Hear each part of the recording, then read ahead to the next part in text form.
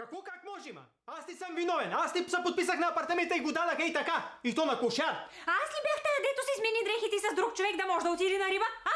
Табанар! Ми ти толкова ли си проста, ма? Да не ме познаеш, че това не съм аз. Не ми са прави на интересен, ей. Защото много добре знаеш, че... Много добре знам какво? Че апартамента е на майка ти ли?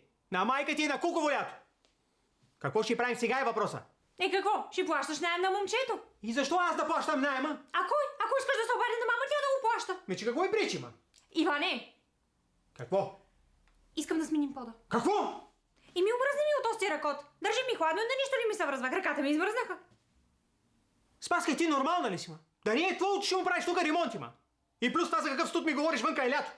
Не ме интересува. Искам да отидем до паркетен свят и си харесам и нов. Ау,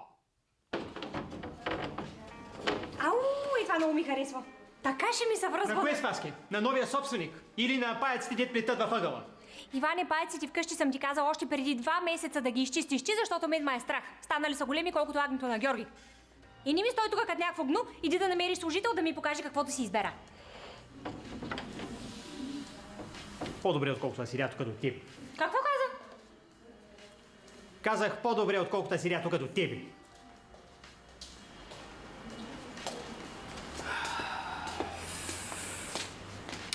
Какво трябваш да правя сега?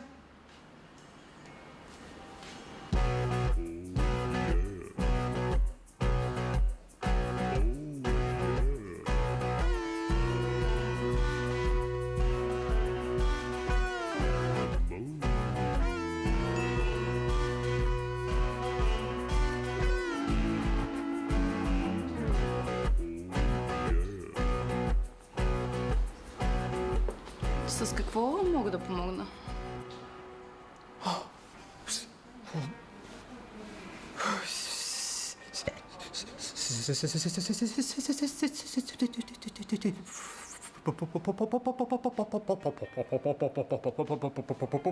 По принцип влязах в магазина да потърся... Подова настилка? Не. Всъщност да. Всъщност аз се изгубих. И посветих последните си години в търсене. Аз търся. Не мога да намеря вкъщи до пътя. Били ме придружила до вкъщи. Страх ме.